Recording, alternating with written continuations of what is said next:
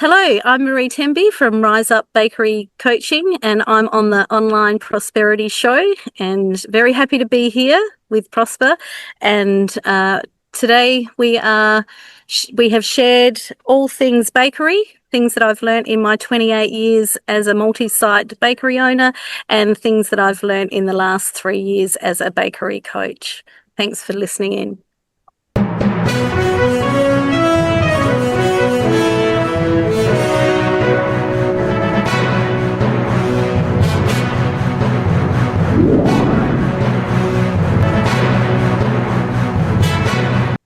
Now, welcome to yet another exciting episode of the Online Prosperity Show, the number one place to discover real-world solutions for people who've been in the trenches and now are coaching others out of them. My name is Prosper Taruvinga, and I'll be your host today. And let me tell you something. Today, we're serving something special, okay?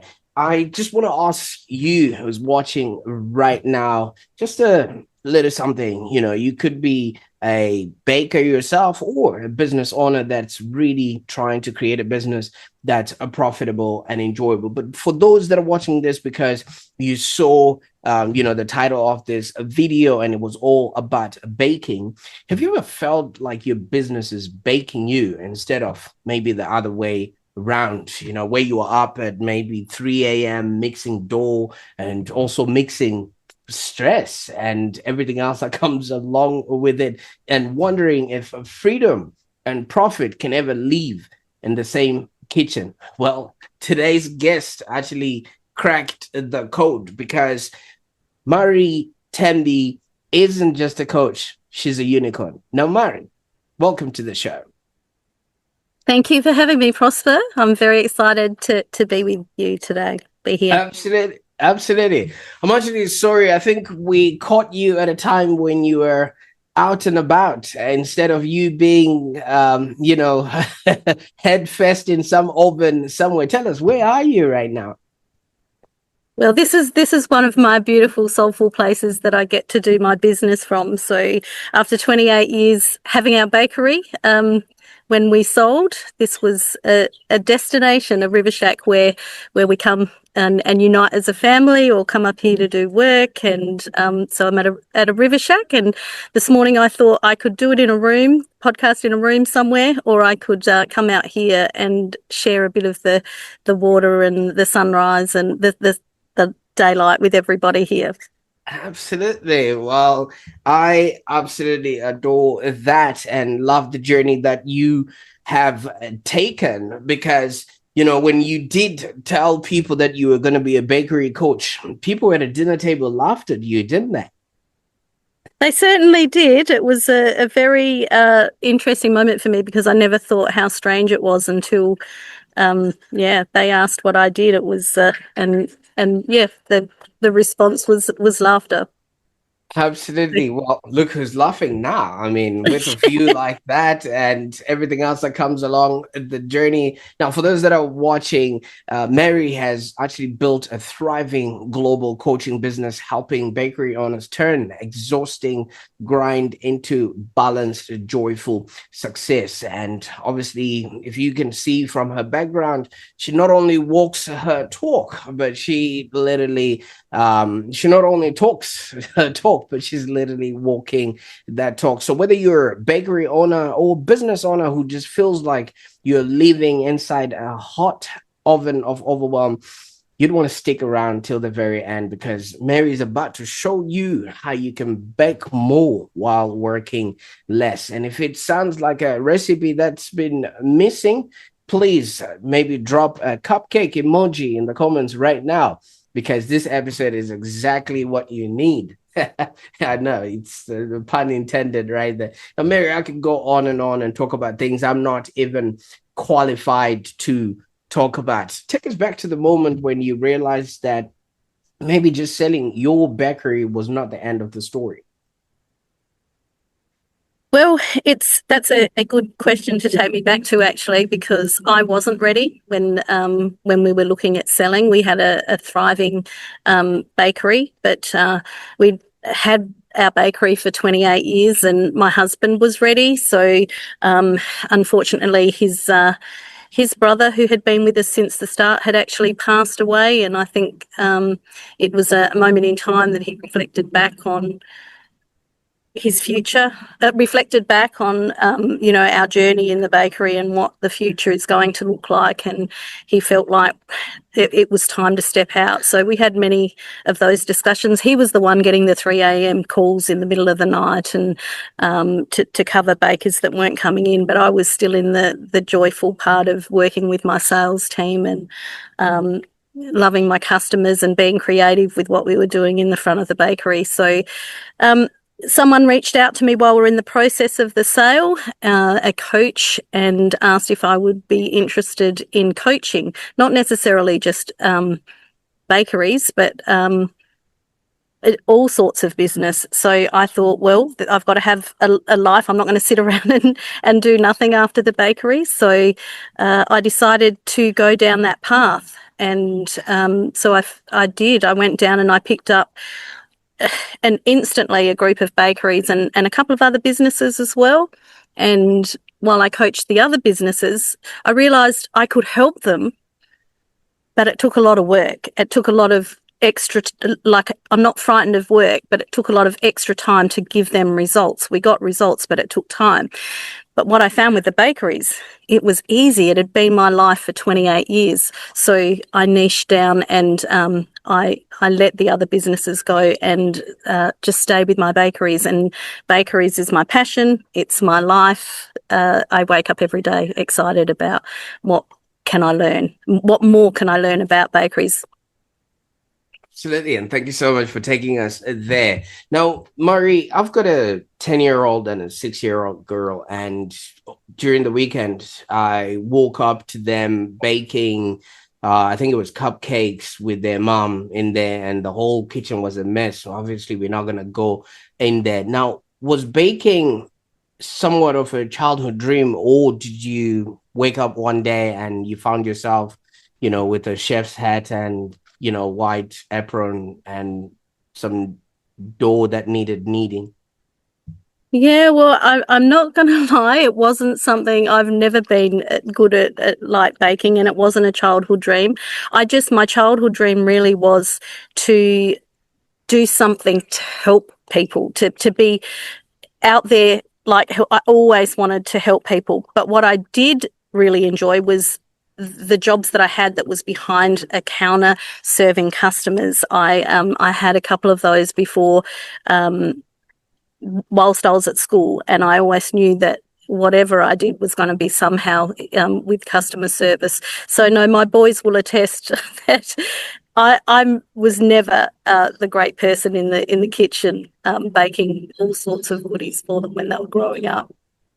Uh, Absolutely. And maybe just walk us through how you got involved in this whole bakery business then.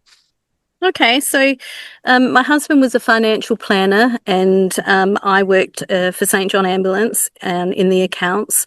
And a couple of our friends got into this franchise, and they were talking to us about it at our engagement party, and that was on a Saturday night. And then on the Monday morning, my husband investigated more and thought that this was something that we could do together, a business that we could look at going into and spending a lot of time together, because in the financial industry he was working long hours and we weren't getting a lot of time together. So we thought, let's buy a business and work together. So he looked into that and everything looked really good, and he did his training, and next thing we knew it, 4 months later we were in running our own bakery, and 28 years later we were still there.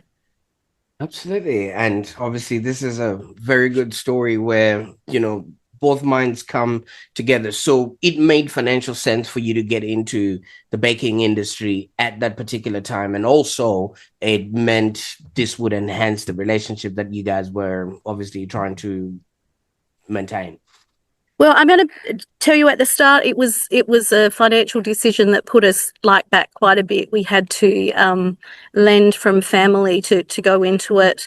We knew we weren't going to. My husband wasn't going to be getting a wage for the first 4 months while he was training, so we did rely on family and friends a fair bit to to support us and look after us. And the first year was a real struggle. Like it wasn't easy. We worked from, I still had my full-time job for the first few weeks of having the business. So, I'd wake up, go to the bakery, go to my full-time job, go back, close the bakery, go home, wake my husband up who'd been baking all night. We'd have dinner together. Then he would have to go back to sleep for a couple of hours and go to work. And that was Groundhog Day for the first 10 months of how we ran the business. So, and that financially put us in we started to improve the business a little bit every day. And so, the goal was financially for it to put us in a better position, and it did, but it wasn't through, it wasn't instant. It was hard work. Absolutely. Now, you see, Marie, a lot of people see obstacles and it sounds like something to walk away from, but obviously you took this head on. New industry, new set of rules and outcomes that were supposed to come out of all of this. And you just kept paving your own path from the look of things. Where does this mindset come from? So like I said, I always knew that I would do something more with my life. I grew up in a little country town, and my future was that I was looking for was to back then, that was ahead of me, was getting married and having children and be a stay-at-home mum. Now, I don't for a minute have a problem with anyone that does that. Your life, you choose what you want to do, but that wasn't really where I wanted to be. And so I moved to the city and met my husband very early on, my partner, and I knew that we always knew there was going to be more. We didn't know quite what that was, but when we bought our business, the overwhelm was at the start that I just spoke about was quite full on. And so I used to read when I was 30 years old, and we went into the business 27, 28 or 29. I read every entrepreneur book I could. I watched CDs, they were back then, and Tony Robbins' first ever CD. And I just always I've always had a positive mindset as a young person, always had a glass half full rather than empty. And so that never changed. So from 30, I just kept, every holiday that we went on, I would get a book that would inspire me in some way. And then I would come back to our bakery. I would be on holidays taking notes, whatever holiday it was, and taking notes. And then I'd even send emails to my staff while I was away. Hey, I'm sitting here in Bali and the staff are amazing, and I'm going to come back and I'm going to show you all what I've learned and how we can make our bakery better. And so, yeah, I think I've never stopped. I'm still I'm 58, scary, but I'm 58, and I've woken up this morning listening to I was listening to Alex Hormozy this morning, but I listen to all kinds of people that inspire me. So that's sort of why I'm on this journey. Yeah. Absolutely, because the learning never ends. I mean, obviously, with the advent of technology and everything that's happening, there's also people involved, which obviously you seem to have mastered, because there's going to be those people that you're calling up at 3 a.m., saying, hey, where are you? You're supposed to start your shift and things of that nature. And there has to be that sort of empathy, when you're dealing with unreliable staff. Now, from all of these, what are some of the key learnings that you are now passing on to other bakery owners that would compress that 28 years into something that they could just wake up and they, like you say, rise up your bakery and take back their time? Yeah. So the first thing I like to do is see what their goals in life, because a lot of them have squashed them and think that they can't they'll never reach their goal while they've got their bakery, but they're not finding the time to step out of their bakery either. So I remind them what they're doing, what their goal is, and that's okay to be putting in the work so long as they don't give up on their goals.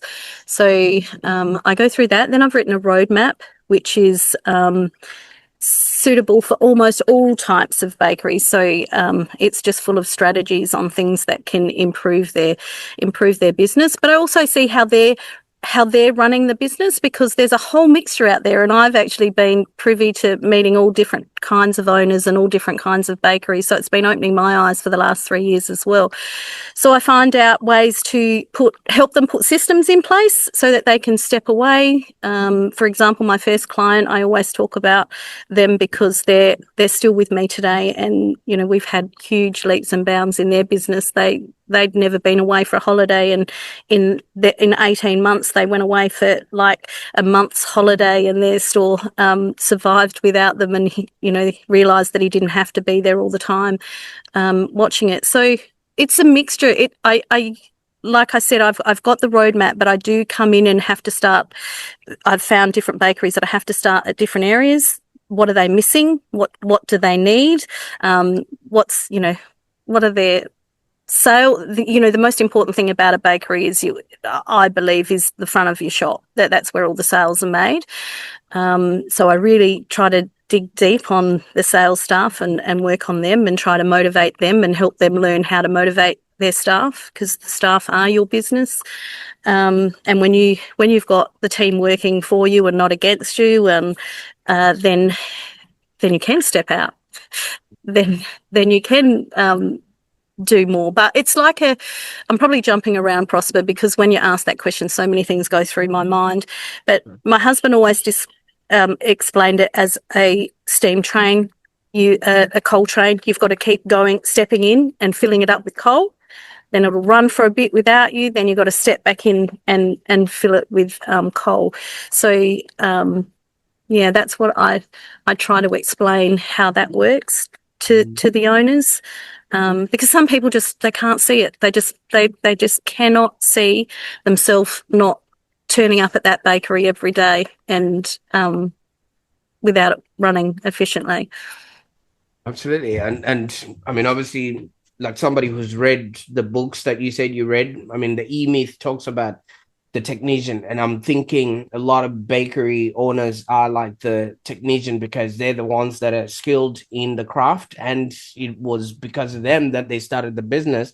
And half of the time they don't think anyone can step in and actually do the kind of work or produce the goods that they themselves are the ones that are producing. But you went on from being a hands-on, in the daily baking grind, and then stepping outside to guide others. I know you said you've been learning and reading, but what was the hardest adjustment for you personally in making that shift?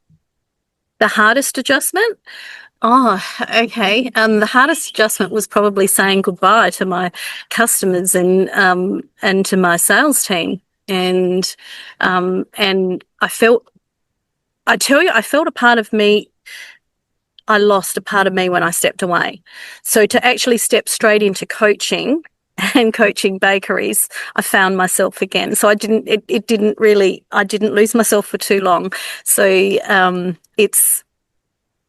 so I know every time I speak to someone new or whatever, they often ask about the challenges and what's the challenge, or what's the hardest thing. And that's one of the things I always, with the clients, every meeting, it's okay, what are your wins? So you find out what the wins are, then you look, okay, what's the challenges?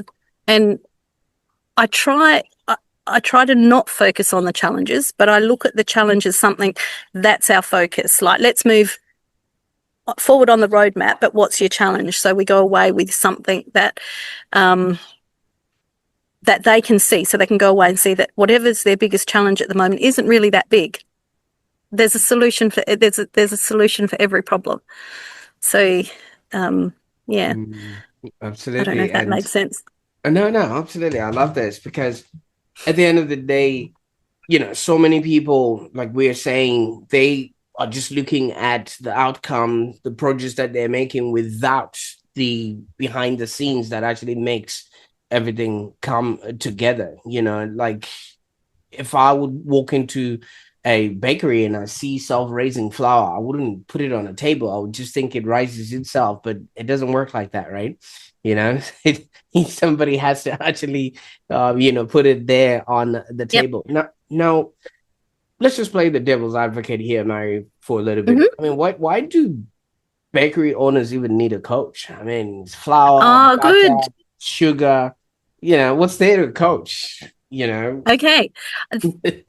I love that you asked me that question because while you're talking and doing everything, I was thinking I'd love to actually answer that because for our 28 years in our bakery, not one coach came up to us to ask, could we be coached? Now we did. Fair enough, we belong to a franchise, but we had well and truly, without being mean, we had outgrown what the franchise could tell us. We were the longest serving franchisees in the state, and we were following the system, but we were creating lots of different things in our store.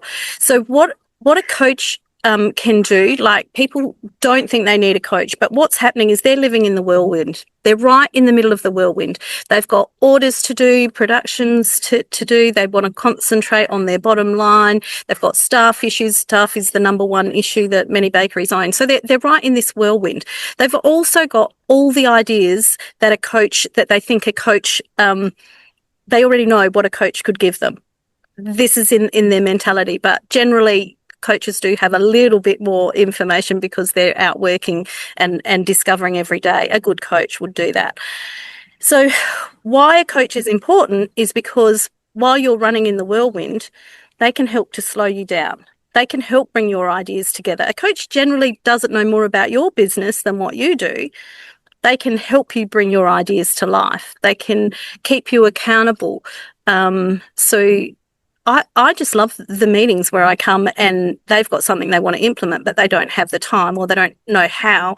And so, like, I can do that work for them while they're doing their day-to-day things. So a coach moves you forward without a doubt. If I had been able to coach myself for those 28 years, we would have had an even more successful bakery.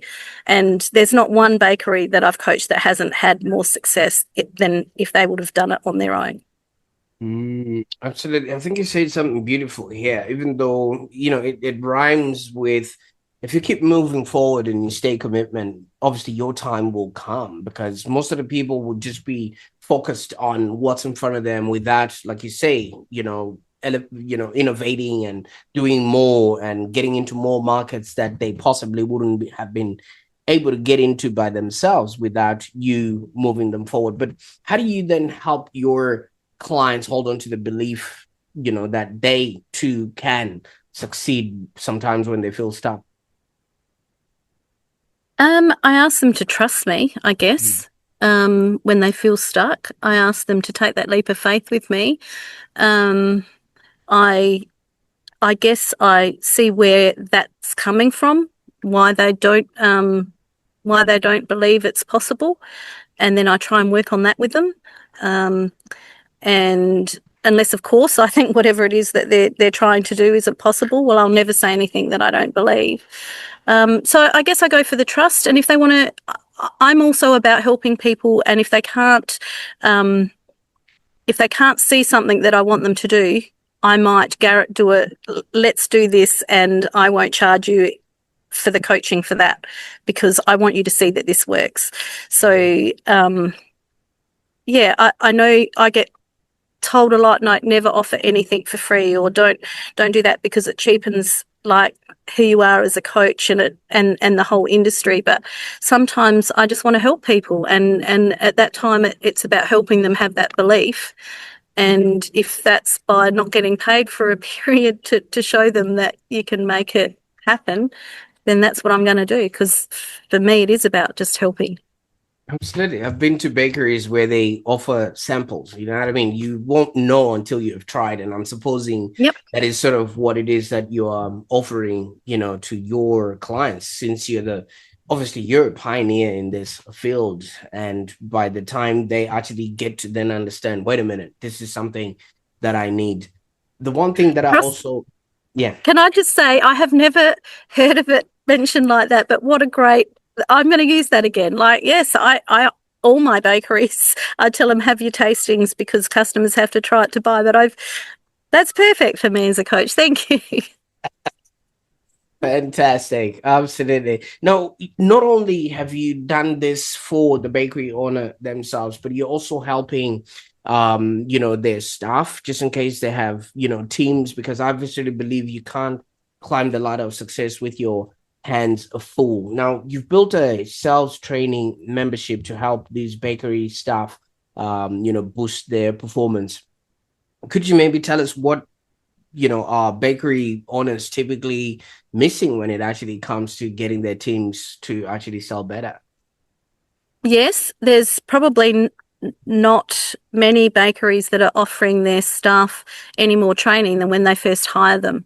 So quite often they'll sit back and say, oh, we're not achieving the average sale we should be, or we're not selling enough of this product, or my staff just they're not motivated, or they're all that. There's lists upon lists of things that we could all complain about our staff, and at one point I was there.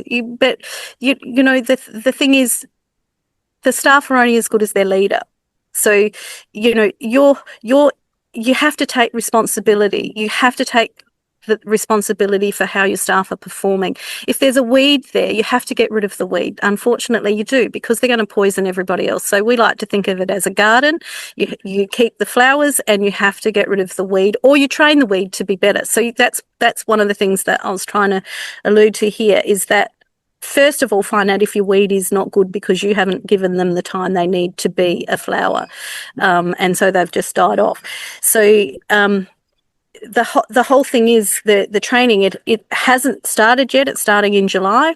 And I'm just going to, I've trained many of my bakeries and done sales sessions with their staff. And we're currently in one with two of the bakeries. They're competing against each other. But this is an insiders membership for sales, for bakeries to send their sales staff, and I'm going to give little 15-minute to 30 minutes every week, little training sessions where they can hop on. If they like the subject, they'll know in advance what I'm actually teaching. They can hop on and listen to it, but it's a way that the bakery owner that's in the middle of their whirlwind can actually help their staff be motivated and feel like they're actually learning something at the same time. Now, my experience of a bakery, obviously, besides the baked goods and everything else that comes along with it, is 3 doors down from me. There's actually a guy who works in a bakery at Costco. Now, we hardly ever see this guy, and we know, obviously, he leaves there because once in a while there's a car that's parked out there and things of that nature, but we hardly ever see him out or do anything. And one day I caught him because I actually walked across and I was like, oh, your lights inside your car is on.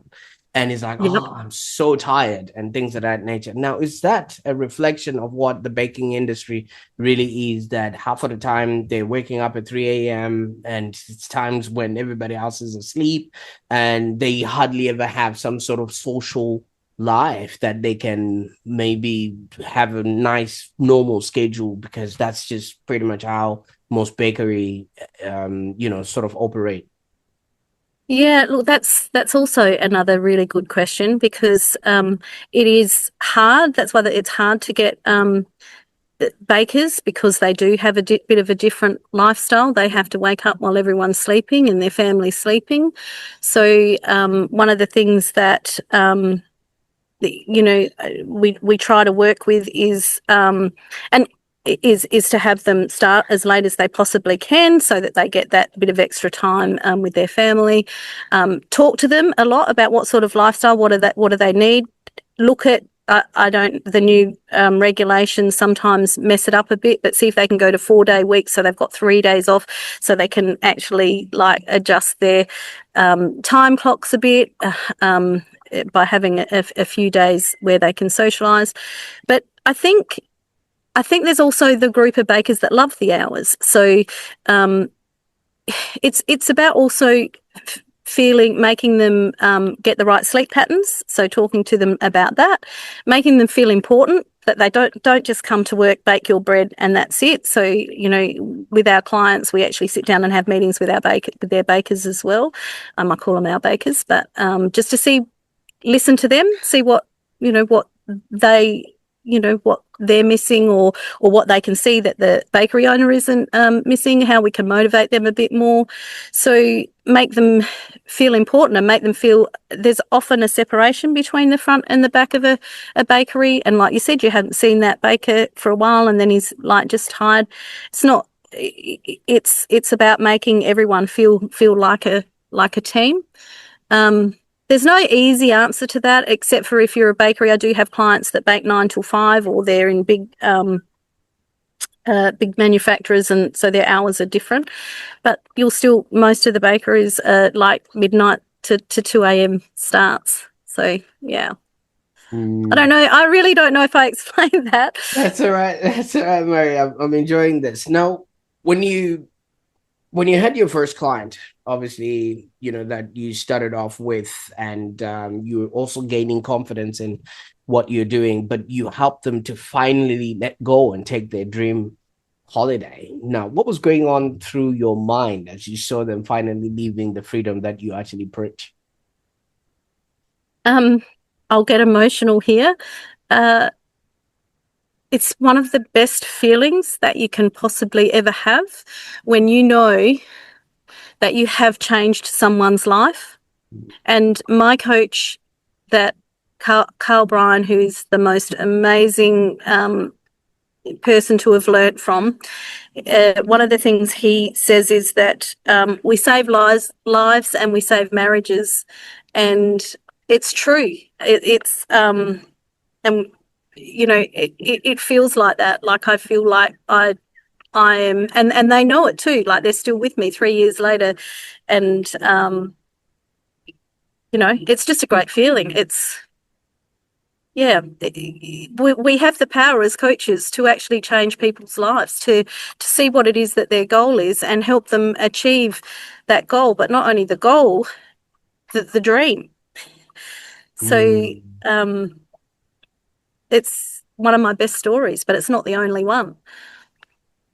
Absolutely, absolutely. And I think that, you know, in the space that you're in, you're literally giving people their lives back, you know, because once they start a business, everyone starts a business. Like, let's say your situation, you wanted the freedom, you wanted to connect with your family, but the first 10 months did not represent that. And unfortunately, for a lot of people, those 10 months become groundhog throughout the rest of their business ownership, because they haven't gotten somebody, you know, like yourself. And, you know, there's a part when I was reading your story, you know, it really gave me goosebumps when you actually helped a client who once felt suicidal, you know, sort of rediscover their life again. What did that moment teach you about the work that you're now doing?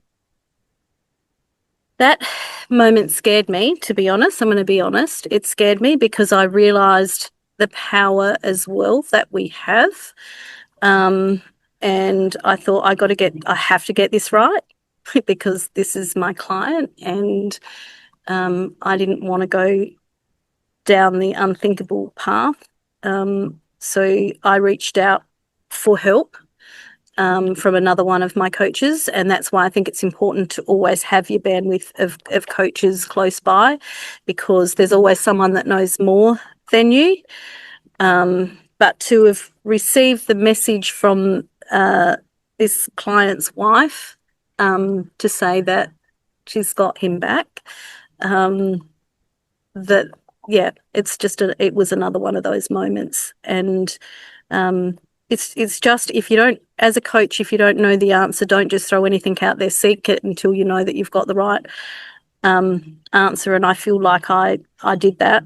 And so, yeah, I feel proud that not only I helped him, but my coach helped me to help him. And clearly the path goes on and on. He would have got his information from somewhere. Absolutely. And wow, I can only attest that they literally, owe you a lot more than you just being their coach. Having done that to them and helped them in that sort of way. Now you've gone on, obviously, with the work that you're doing. You're now helping so many other people, even without you being physically present. In your book, Bake More and Then Work Less, which is obviously about to launch. What's the one sort of thing that people can look out for in this book that they can take away? I said when the book was finished, and I haven't really worked out exactly what I'm doing with the book. I haven't put it on Amazon or anything yet. I'm giving it to clients, and I've just started a newsletter. So anyone who subscribes and if they want the book, they can subscribe to get the book. But the one thing is that when I had the book and it got delivered to me and I held it in my hands, I honestly thought that I wish I had this book when I had my bakery, because I would have had it in the shelves at my bakery, and whenever I needed inspiration or something that would turn my business around in some way, I would pull it out and just open it up, and whatever's on that page, that would be my focus. And that's really what I honestly believe, because I cover strategies in there that can improve any bakery. So I Prosper, I wrote a book. This is how I put the book into perspective. I wrote a book 5 years ago about my journey in the bakery while I was still in the bakery. So it was my journey of overcoming overwhelm and how to fit everything into life and how to live my principles and balance my life, because I was always searching for that. When I went into coaching, this book is about coaching. This is the strategies. Bake More, Work Less is the strategies that will help you be able to live that soulful life that I was searching for all of those years and eventually found. But this is full of strategies that I've learned in my coaching. So it's a mixture of the treasure chest of things I learned in 28 years in my bakery, but it's the strategies to make them come to life that I've learned through the coaching. So the one thing is, it's a book to have sitting on your bakery shelf, I believe. Absolutely, absolutely. And obviously, what would be the best way that people can get their hands on this book? Have you got it on Amazon yet, or? No, I haven't put it on Amazon. I'm yet to know whether that's what I'm going to do with it. I think I want it. I don't. It's new. It's only like I've just started my first newsletter this week, and so you could rise up bakerycoaching.com is my website, so they can go there and they can subscribe to the newsletter, and when they subscribe to the newsletter, they can purchase the book Bake More, Work Less. They get it for free. They just have to pay for shipping. So at the moment, I've got limited stocks, and I'm giving it away for free while I work out what the journey of the book is. At the moment, it's there to help people.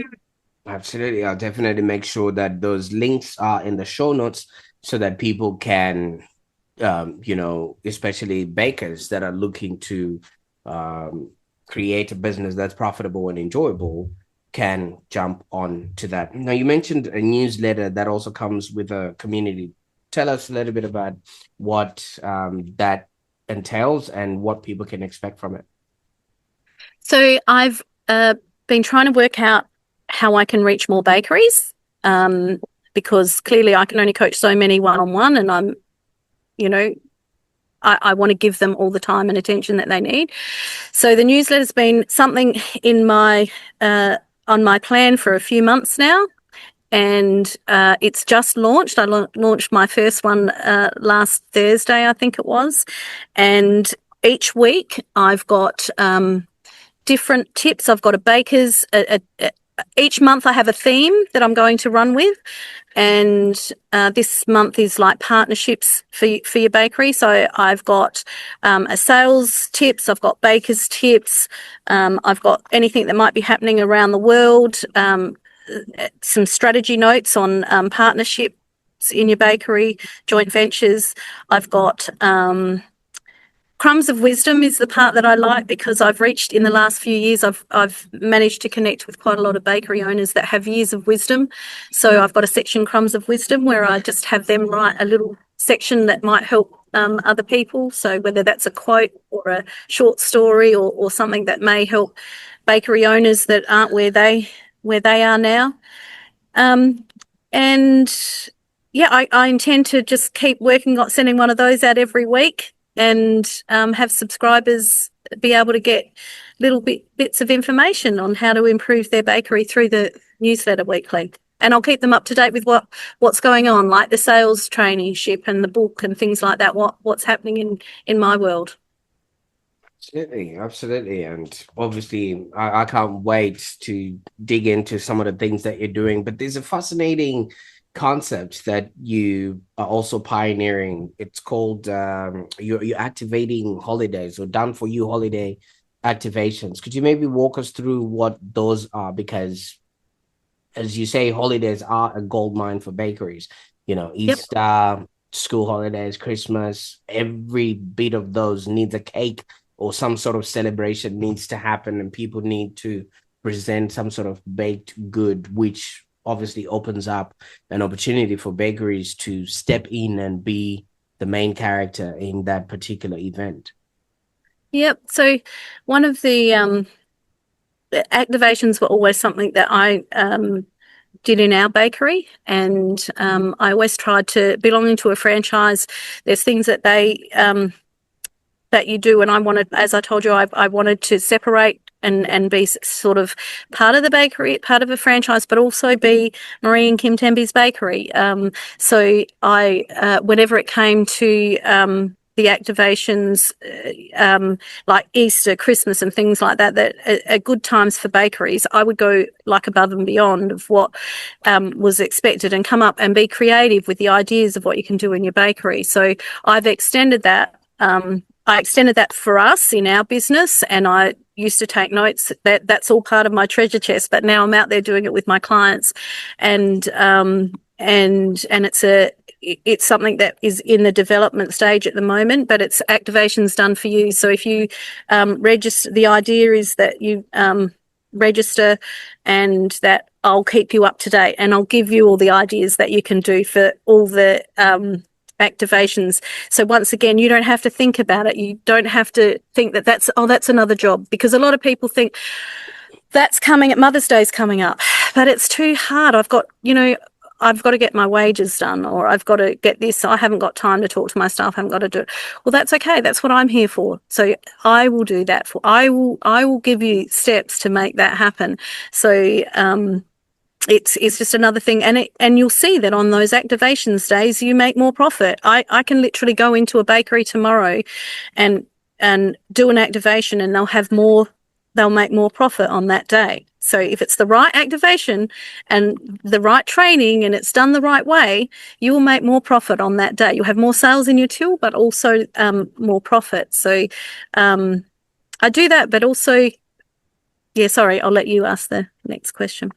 Absolutely, I absolutely love that. Now, Mary, I can't thank you enough for the time that you've taken with us today and going through all of this. I mean, your life story and your experience is now being, baked into a treat that you are now offering, other bakery owners so that they don't have to go through the 28 years that you went through, with trial and error and things like that. And with things like your newsletter, your community, and this done for you sort of service and the book that you've written, it really creates and showcases that there is a shortcut to success and actually living a life that you absolutely love. Now, if you would maybe go back to the time when you were, say, juggling mom life, the franchise life, and the whole growth that was happening all throughout, as you said, you didn't have a coach as you were going through, and now you maybe are that coach and you visit or come across younger Marie who was studying that bakery with her husband, and she was knee deep in all the problems that you can now solve. What sort of advice would you give to her right now, knowing what you know about the journey and the business in general? That you don't have to go it alone, and Mm. that there are people that can help you, but make sure you get the right people, because there's, as you would know, Prosper, there's coaches out there that will be happily take your money but not provide you the service. So I would also say trust in your journey. If it feels right, keep going, because it will get easier. I'd have a lot of things to say to that young person, because I still remember that overwhelm today. I remember being in the peak of the overwhelm, and I just look back now and I see it in so many people, which is one of the reasons that I wanted to add the soulful into it, because when I first started coaching these businesses, I saw that not only were they treading water, trying to keep up on top of everything, they were also missing a bit of soulfulness in their life. So that's why my first book was Simple, Soulful, Successful, because I looked at ways to give them that back. And when I first started coaching, I've added an element of that to my coaching as well. So not only do they get business coaching, I try to, for example, one of my coaches, he had never, for like so many years, had never cooked his wife a meal since they've had their business. So on the side, I got him to cook her a meal, because don't let the business take over your life. You've still got to, you still have to remember why you're together. Absolutely. That's a beautiful story right there. And also talking about beautiful endings, when you started this business with your husband, Marie, it was for you to get connected. It was for you to get the freedom. It was for you to, obviously, there was a financial connotation to that and things of that nature. Did you ever find those things there, Marie? Found all of them. So it's why we're here. I at first we looked perfect on the outside because we had, business was thriving, and we had 2 children and they were going to a good school, and we had a nice home and all of that. But there was that soulfulness that was kind of missing. There was a part of me, so I searched for that and found that. But then we worked. My husband's also, like, he's a very smart business person, so we worked towards, where the money that we were making, that it was going in the right place at the same time. So, a lot of people can work hard and not see the results of what they're doing. So it's also important to see with what you're doing while that money's coming in, that you're not wasting it. So we did a lot of tough things that people didn't know about. Like, we would rent our home out to take the boys on a holiday. So every January. So I used to have to pack up the house and pack the boys' bedrooms up just straight after Christmas so we could go away. But we went away and had a beautiful family holiday for a month while people were renting our house. So